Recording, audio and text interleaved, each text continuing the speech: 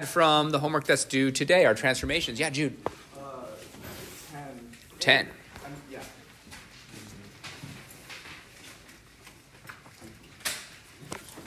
Oh, I'm on the wrong thing, aren't I? 10. Is this that one? A function was vertically stretched by a factor of 3? Yes. Okay, so a function was vertically stretched by a factor of 3, then translated 5 units down and 7 units left. The resulting function is represented by this. That means the original function was completely opposite of what just happened to it. So if it said it got vertically stretched by a factor of 3, that means it got multiplied by 3 on the outside. So originally, our original equation should have been y equals at least a negative 1/2. Because to vertically stretch that, I would have had to multiply it by 3 to get that stretch. Okay. Then it was translated 5 units down and 7 units to the left. Let's do that in order, so I have x. So if it moved left, that means the original one must have been right of where it is now. Mm-hmm. And to move something right, we need to subtract. Right. So I'm going to actually subtract 7, giving me a negative 3. Okay. Because if I move that left, I would add 7, which would bring us back there. And then that's a cube. And it was also translated 5 units down, so the original one was 5 units higher than it was now. Mm-hmm. So we'll go ahead and add 5 to that negative 2 and have a positive 3. Okay? Don't worry too much. Don't get bogged down in those. Mm-hmm. Those are like challenge questions. I look at them that way. If you understand all those movements that I'm talking about with me talking about them, it's a lot easier to be able to describe what happened. Also, for number 9, Mm-hmm. there was the horizontal stretch. Mm-hmm. And I know that you are supposed to do something with the 2, Mm-hmm. by a factor of 2, and the 4. Mm-hmm. But I was getting confused on that one, so I looked at the answer key, and you had a 2x in the answer. Yep, so let's talk about why I have a 2x. Yeah. So before I had 2x, let's just talk about that one thing. So we started with 4x, and then it had a horizontal stretch, right, by a factor of 2. And you said something weird happens with horizontal, right? So if I have a horizontal stretch of a factor of 2, I actually multiplied by 1/2. Right. So I actually have a 1/2 in here. Okay. And what's half of 4x? 2x. That's where I came up with the 2x. So I didn't just jump to it. Right. I actually, I embedded in there somewhere was the 1/2. Thank you. Yeah. I know that real quick. Sure, that's a great question. We just got back from lunch. Well, he was eating during lunchtime. Yeah. Yeah. The last graph. The last graph. This one here. Yes. Okay, so our parent function, that looks like an x cubed graph. So we'd have maybe f of x equals x cubed. Let's go back to black. It's vertically compressed by a factor of 1/2. That means it has a 1/2 out front. Okay, so we'd have a 1/2 out front. So we'd have f of x equals a 1/2 out front times. Then it is reflected in the y-axis. Now to reflect something in the y-axis, it has to be inside the function. So that means it needs to be cubed. The negative needs to be cubed. To tell your reader that your negative is being cubed, you have to put it in parentheses. And we're translated 4 units to the right. So we got other stuff to do. So I do need to have a negative inside those parentheses. Now I'm going to note if it was just that, this is all it'd be. If it was just reflected the y-axis, we'd be done. But we do have to translate it 4 units to the right. In order to do that, we actually have to put a new set of parentheses. I need to have x, and to move it right, I actually subtract 4 units and cubed. This would be vertically, because it's outside. We would be reflected, and we'd move to the right 4. That negative needs to be outside those parentheses so you can see what's actually happening. Lewis? On the quiz or the test. Oh, is that good enough, or did you need to see this one? Or okay, yeah. On the quiz or the test, is the question ever just going to be an addition? So step C, would that just be a continuation of B, or is it always? It won't be. It won't be. I will be very. I'll be very descriptive if I want a continuation. So if I want it to be a continuation, I would say. So you have the previous, using the previous equation, what would happen if I then moved it 3 more units to the right? It would be very, very clear of what I want there. And remember, you can always raise your hand and say, am I supposed to start with the same thing? All right, other questions at all? Yeah, Jude. Number 3. Number 3, do you have a specific question on number 3?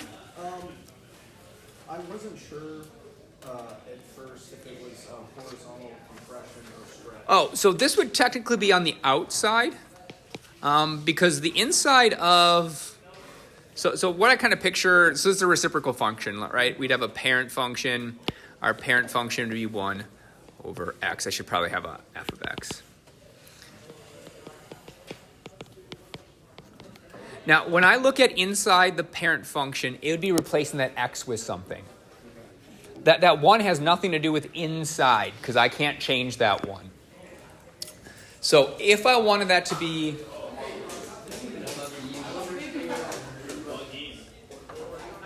If I wanted that to be like a horizontal stretch or a shrink, it would be in replace of that x. So it'd be something like 1 over 6x, because that 6x replaced it. So since that 6 is on top, I'm really multiplying it by 6. So instead of what's happening here, I really have this equation here that I have 6 times 1 over x minus 1. Basically, if you could bring it out front, bring it out front. Turn it into a vertical if you can. Okay? Okay. Is there like a way to know when like it's affecting the x or on the outside? Because like I feel like for some of them, like you said, I remember when it has like it's being squared or cubed. If it's being affected by the square or cube, like it's going to be horizontal. Well, just look at what's around it, I guess. Okay. So if I look here, am I taking the square root of the 4? Yes. Is it underneath the square root? Then it's inside the function. Okay.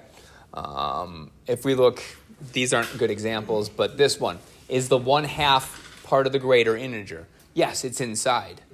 If we go here, square root of x, am I taking the square root of 2? No, because the square root's on top, so that must mean I pull it out front to be a negative 1/2. Okay. So basically, if you pull it out front, it's not part of what's happening here. So I look here, 1 over x minus 5. Yes, that would be part of it because it replaced that whole x. I can't pull that negative 5 out front. Okay. Is that why the parent functions are useful? Yes. Okay, I Yeah. see. Other questions? And we'll have lots more practice today. Okay. Okay, then let's talk about today. Today, we're actually going to skip. We're not going to have time. Nor do I really care. Number 4, we're going to skip that one. You can just go ahead and cross that one out. All right, what we're going to do today is we're going to do what we did yesterday, or not yesterday, last time we had class. That's this whole side. Then we're going to graph it, so we'll talk about that today.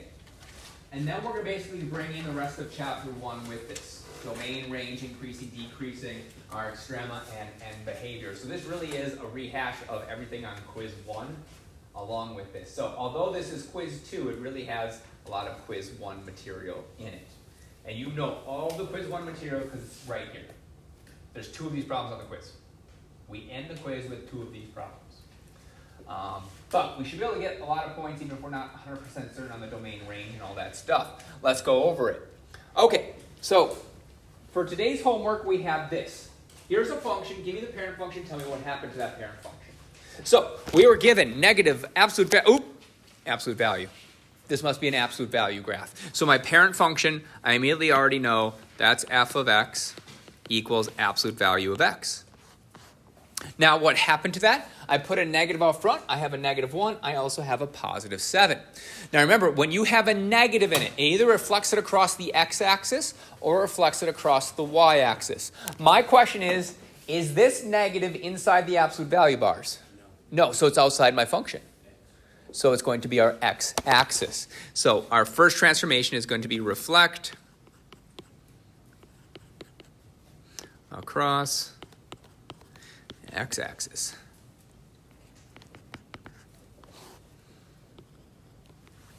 All right, this negative 1, is it inside our absolute values? Yes. So it's not going to be up, down. Instead, it's going to be left or right. And since it's inside, it'll go the opposite way you think. Negative actually moves it right. So we're going to have a right 1 unit. And please don't get this last part wrong. If it's just tacked on the end with a plus or a minus, nothing's happening to it. plus 7 makes it go up 7. All right, we're supposed to identify the parent function and transformations from the graphs. We did that. Then graph the function using the transformations. So I didn't say anything about graphing the parent function. I'm going to, because you have it in front of you. You should at least think about what the parent function looks like. So you should at least think about what this graph should look like. So I'm going to very lightly, we'll go pink. I would say a basic absolute value graph is going to look like this. And you have access to this on that sheet. Basic absolute value graph, 1, 1. Maybe something like that. My other one was terrible. I'm going to fix that other side. There we go. That's better. All right, that's the basic one. Because you should be able to graph this by hand if I asked you to. If you didn't have a calculator, we're going to use our calculator though, but by hand you should look at, oh, it reflects across the x-axis. That means it goes down instead of up. Then we take the point, move it right 1, and up 7. So you should already be able to, even without your calculator, go, oh, 1, 7 is going to be a point. 1, 1, 2, 3, 4, 5, 6, 7. That should be a point on my graph just by looking at it. But we're going to go ahead and graph it and confirm this. So I'm going to go ahead, I'm going to go to my calculator. I'm going to hit my absolute button. Now, hold it if you know where your absolute button is. But is there an absolute button that you can just, whoa. I don't know what button I just hit. Not the absolute. There we go. All right, does anyone see an absolute value button that's just easily accessible? No. So if there is a function that I'm asking you to do in graph, it must be on the calculator, and if it's not there, it's going to be in your math section. So that's that 3 down from the second button is your math function. Now, we do have a lot of cool things here. We have cube root. That's going to be important to us, but I don't see absolute value. Even if you scroll down, you're not going to find it. You need to move over to number. And there is our absolute value. I hit my math button. All right, then I'm going to go ahead and I'm going to hit enter. Oh, I need to go back to my y equals. I'm just showing where that. So I should go in y equals. I should hit math. I should go to my number, absolute value, and now I have absolute value bars. Some of yours might just say ABS and open a parenthesis. So we'll talk about that as we do it. In fact, I made one small mistake, because isn't this supposed to be negative absolute value of x? To do that? No. What kind of calculator you got? Mine don't do it either. 4 plus CU. Yeah, mine don't. Just stop. Just stop.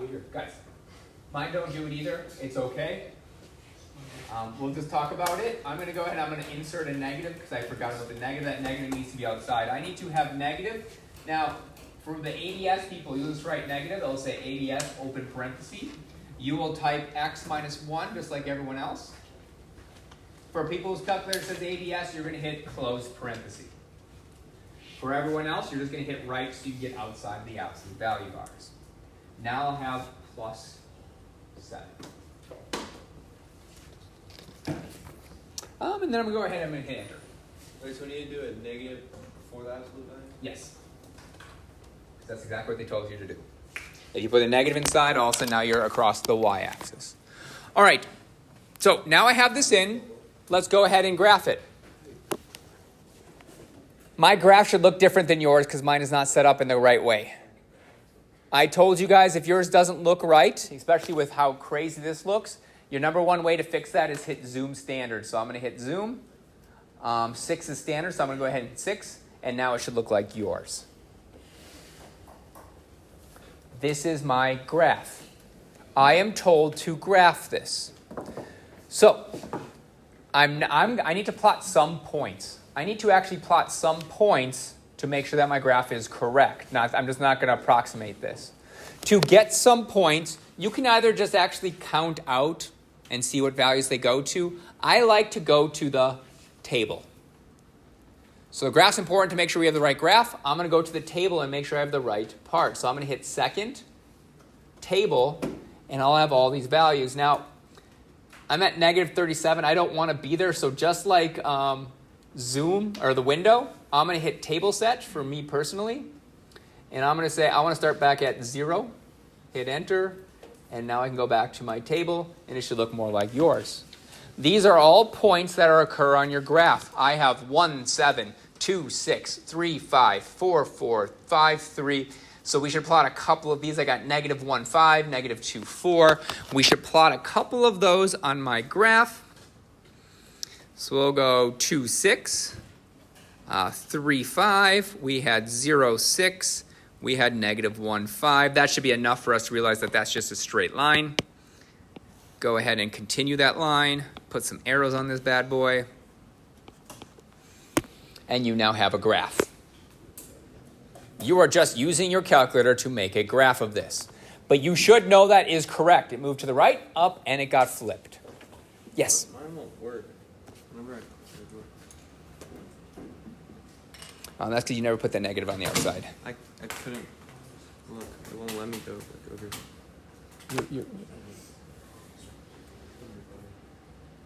Oh, over there? Yeah. Oh, I hit the wrong button. Just start over. Yeah, it has to be in front of the ABS.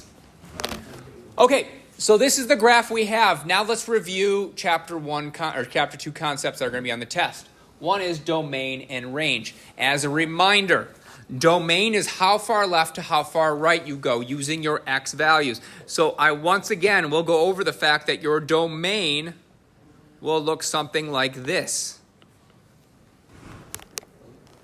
I hope someone doesn't have their phone. If I find out they have their phone, it's going to student life. Oh, yeah, you're okay then.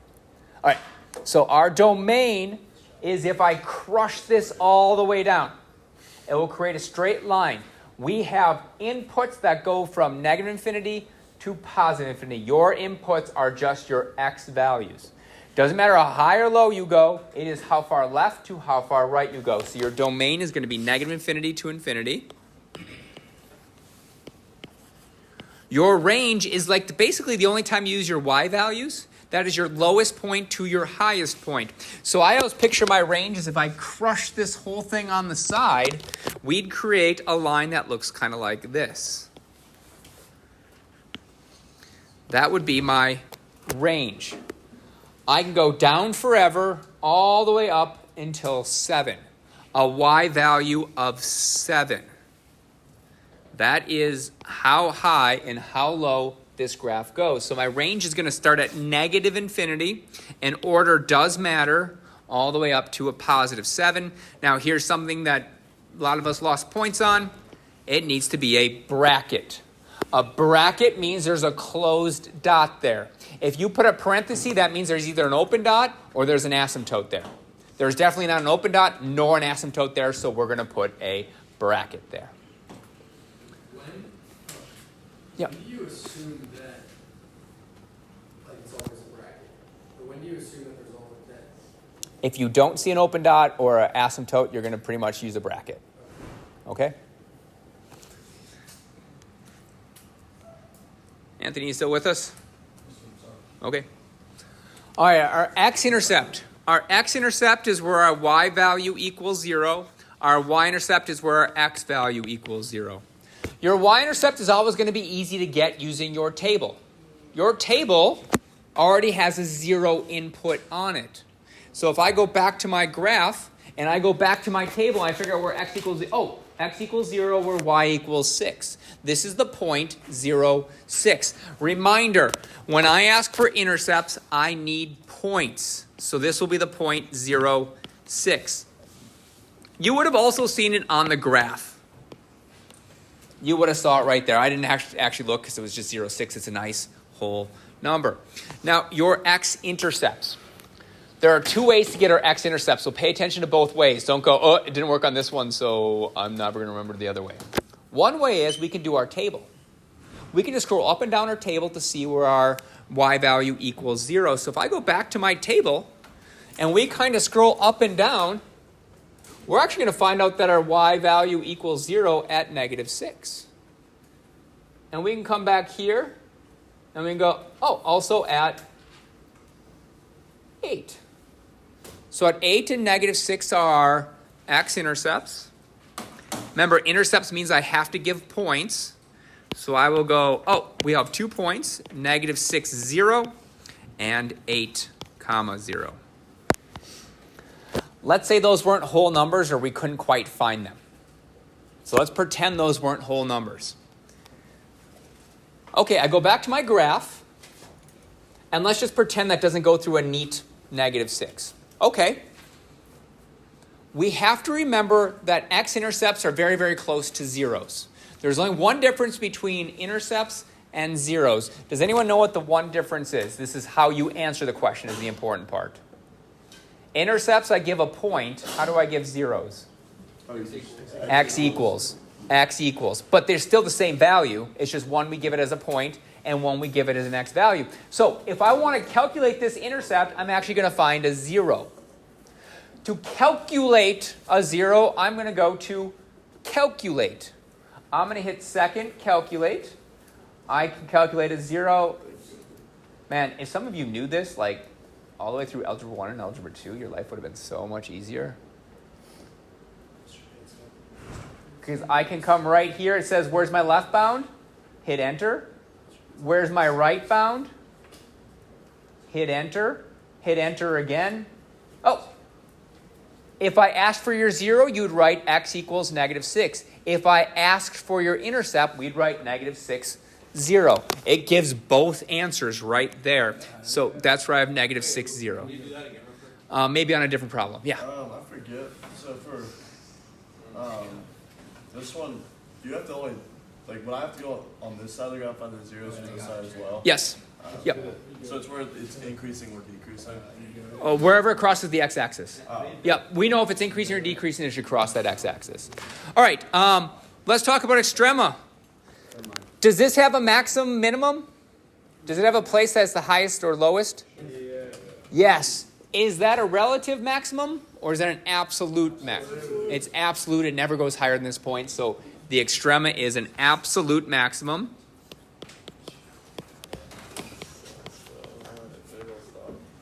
And that'll be at the point 0, 7. All right, now remember, increasing, decreasing has nothing to do with how high or low the graph goes. It's just, is it going uphill or downhill?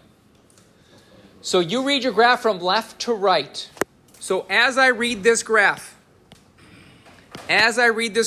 we are going to be increasing all the way till we get up here, and then we're going to start decreasing. Michael, did you have a? Shouldn't the absolute max be 1.7? Oh, she 1.7. Yep, I have it zoomed way in. Thank you so much. Yes. I had it zoomed way in. I wasn't actually looking. I just circled something. Yeah, it should be 1.7. Should be our maximum. And just so you know, remember, your calculator can calculate that as well. You can find your maximum by going left and right. All right, so we increase, and then we decrease.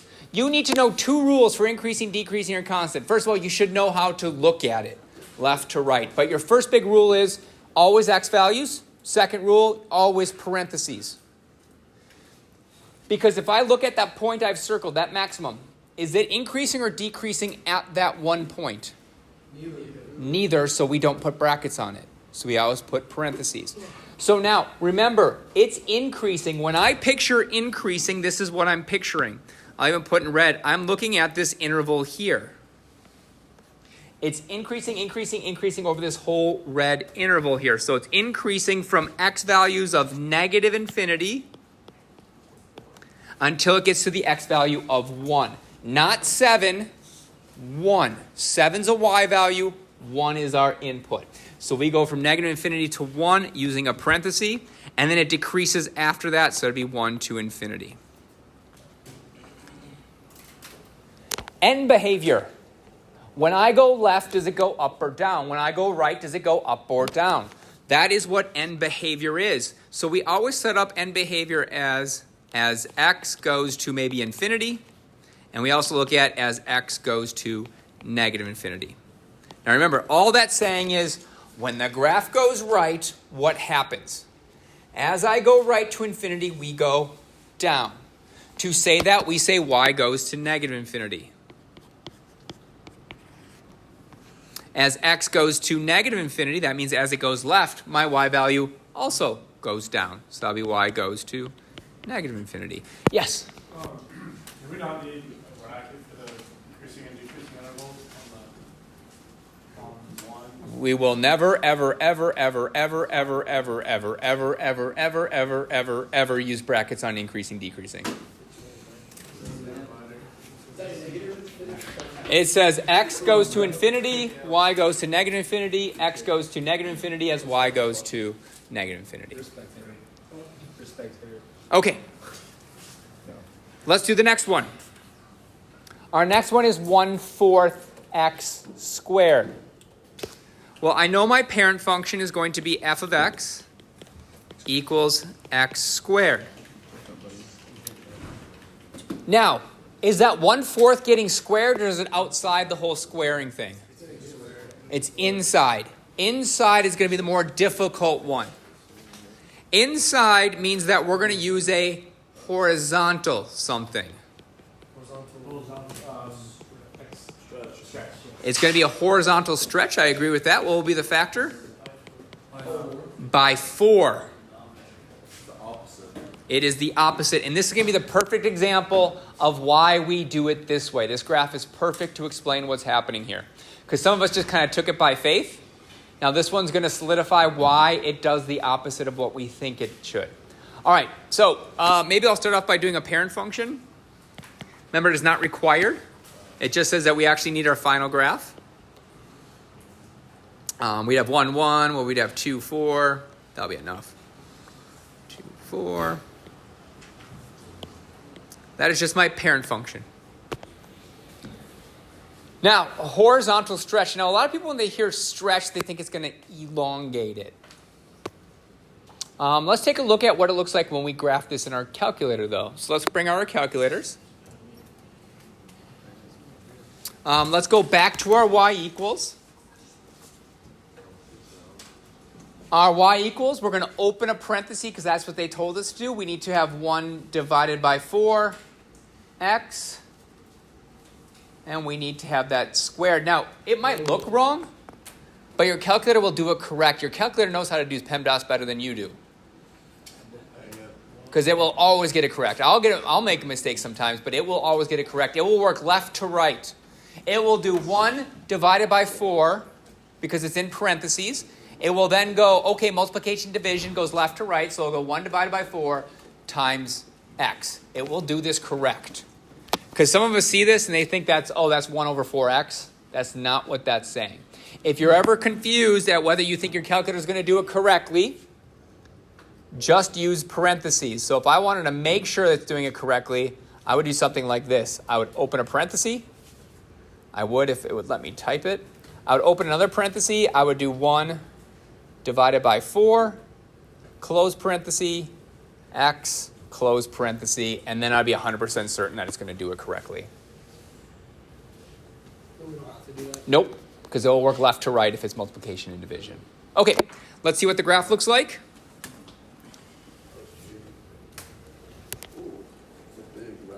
It's like flatter. And let's get some points. Let's get some points so we can graph it. So I'm going to go second table. Here are some good points to maybe use. I got the point 0, 0.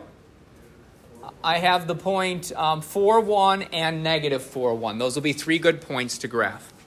So let's come back here. We'll have 0, 0, 4, 1, 1, 2, 3, 4. 4, 1 goes here. So that's that point 4, 1. 1, 2, 3, 4. That would be negative 4, 1. And my graph looks like this. This is a great place to stop for just a second.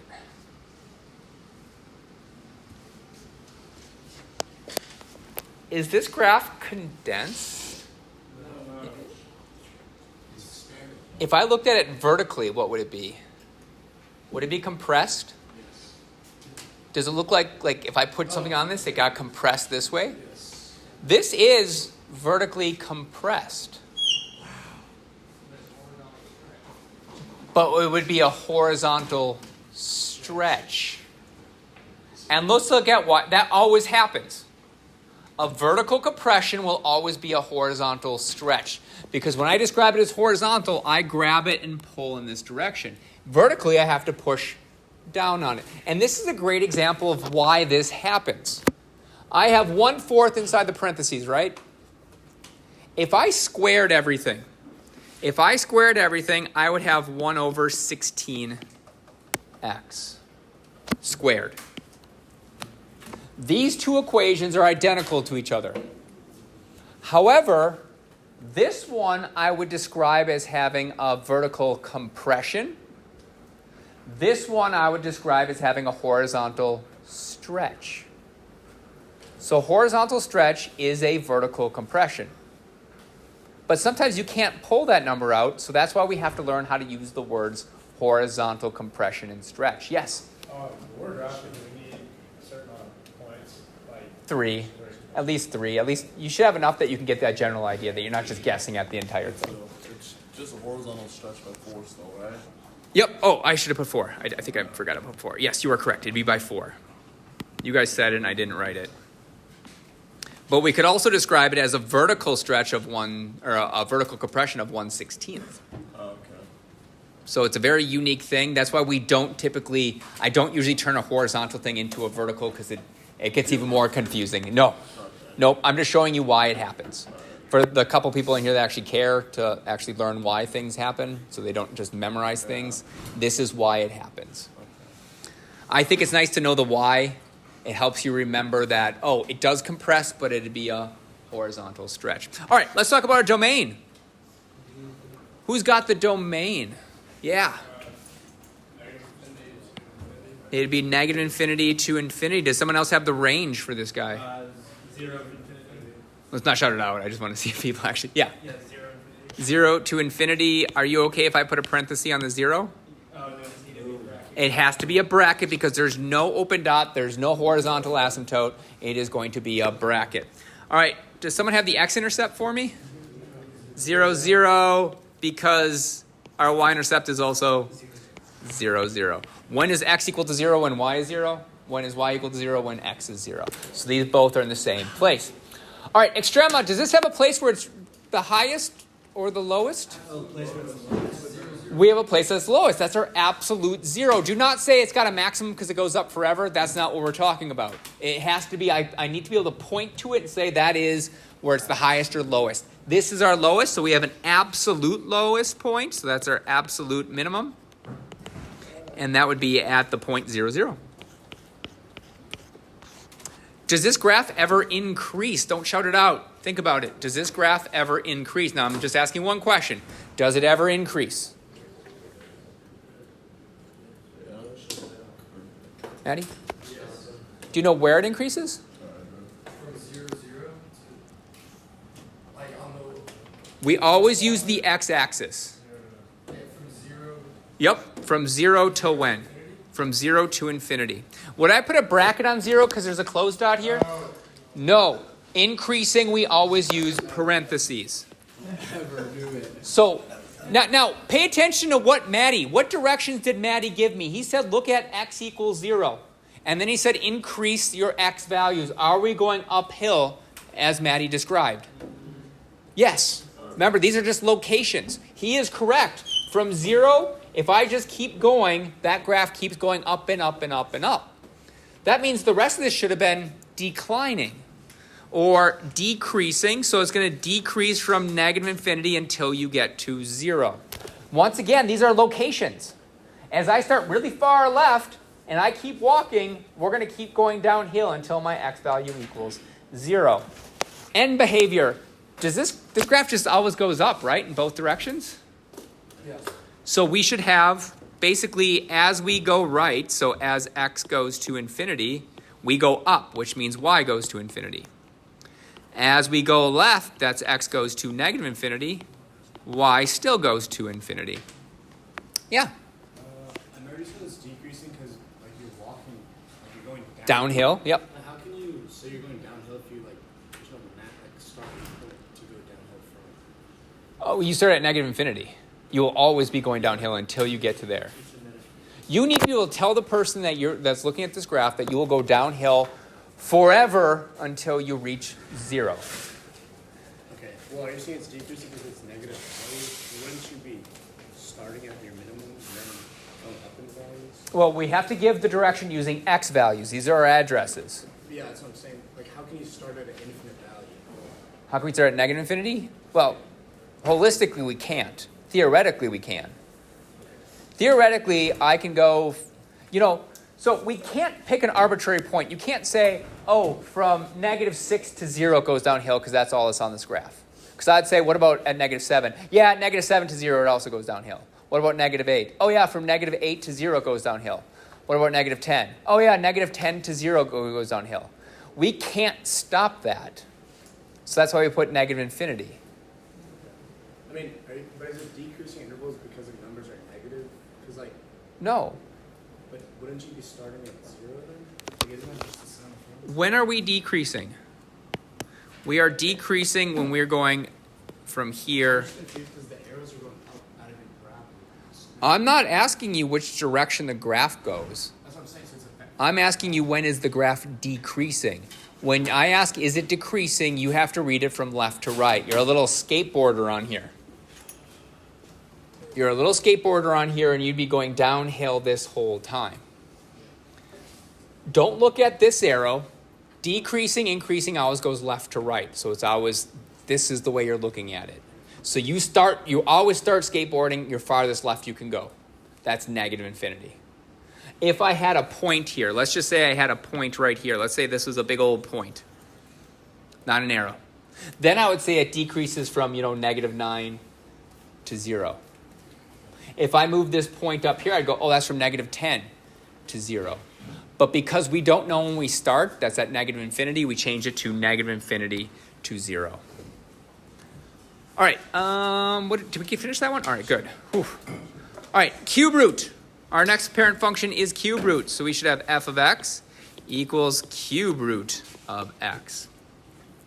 What happened to this? We got a 2 on the inside. What happens if it's on the inside? If I have a number being multiplied on the inside? It's a horizontal. Would this be a horizontal stretch because it's 2? No. It's a compression. It'd be a compression. It's the opposite. It'd be the opposite, so it'd be a compression of 1/2. We have a +1. That will make it move left 1. And finally, we're going to go up 4. Yes? Mm-hmm. So a basic cube root function, just a rough sketch of one, would look something like this. And you should be able to look at your sheet to say, yep, that looks about what a cube root function looks like. Now, I should already kind of know what this graph looks like because horizontal compression kind of comes in. Maybe I can't picture that. This was a little harder to picture horizontal compression. But I should be able to picture it moving left and up 4. In fact, I should be able to actually plot that first point.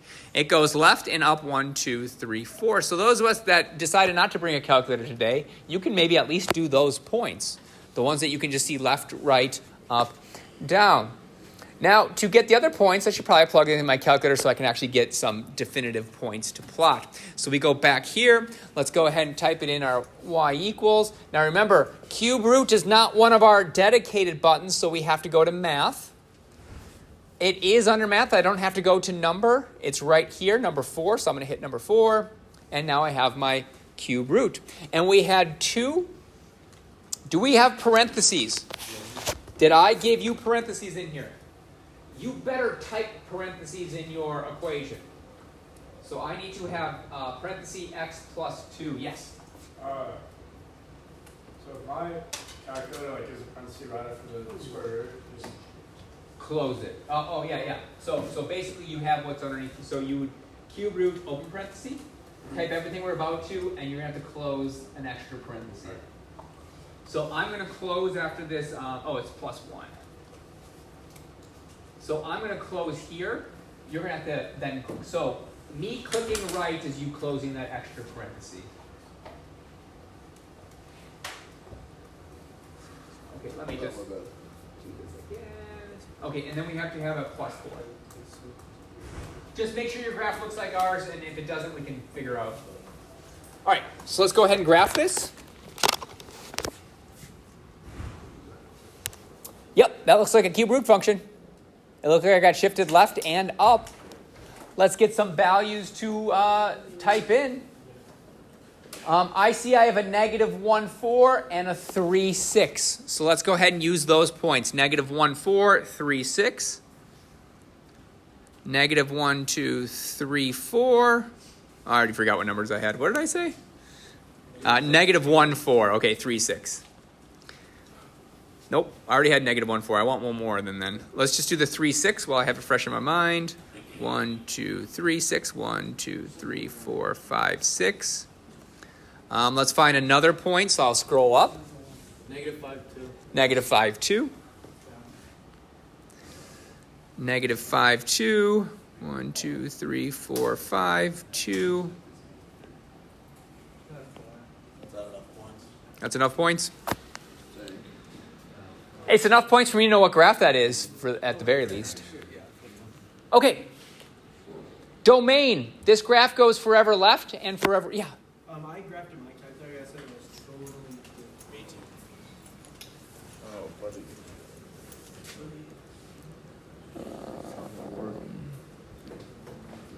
Of 2, what was our equation? I see our equation. Oh, you never closed off your square root. Oh, okay. So once again, hey guys, can we all pay attention? Because a lot of us are getting off track and I have to repeat this because I just said this. If yours has a cube root button that opens a parenthesis, you need to type it in, close parenthesis, close parenthesis. You need to close your cube root button off. Okay, whew. Way behind. All right, negative 5, 2, did I already graph that? I hope I did. Okay, I did. I have the whole graph. Our domain, just pushing through this, would be negative infinity to infinity. Cube root has no horizontal asymptotes, so it goes forever up and down. So our range will be negative infinity to infinity. Our x-intercept, let's hold off on that for a second, but our y-intercept will be this point right here. That's where our x equals 0. So I can go back to my graph and just double check where that crosses. Where does x equal 0? Well, x equals 0 at 5.259, so 5.26. So I'll come back here and say, oh, my y-intercept will be 0, 5.26, based upon my values there. My x-intercept, you have two options we can do here. You can scroll way up on your table until you get to negative 33. Probably wouldn't have been my first choice to do it because I don't know if it's actually going to be in this table. I might have just wasted a whole bunch of time. What I would have done instead is I would have looked at this graph and said, you know what? This graph goes left and it keeps going down as I go left. So eventually, if I go far enough left, I'm going to see where it hits that x-axis. Well, I want to see what happens over there. So what I'm going to do is I'm going to go to this window button. That's second to our y equal window. Window tells me, what am I looking at? Right now I have the smallest x value I want to see is negative 10. I want to go further than that. What if I type in maybe negative 50? That's a 5.0. That's not what I wanted. I wanted 50, and I definitely don't want 500. Come on. Let's delete that because I don't want 500. And now I'm going to go ahead and graph. I should probably hit enter because some of ours... Now I said look further left. That's all I said is look further left. I can see the 0 now. If I can see the 0, and for everyone that wanted me to do this one more time, I'm going to calculate that 0. I'm going to say I need to know what that value is, calculate it. So that means I'm going to hit second, calculate. I want that 0. It asks for a left bound, so I'm going to keep scrolling until I get to the left of it. That looks like to the left of it. I'm going to go to the right of it. Not. Come on. All right, I'm to the right of it. I don't really need to guess because there's only one 0 around there. It will be the 0, negative 33, 0. So if I ask for what is your 0, you would say x equals negative 33. Did I ask for your 0? No, I asked for your x-intercept, which means it needs to be the point negative 33, 0.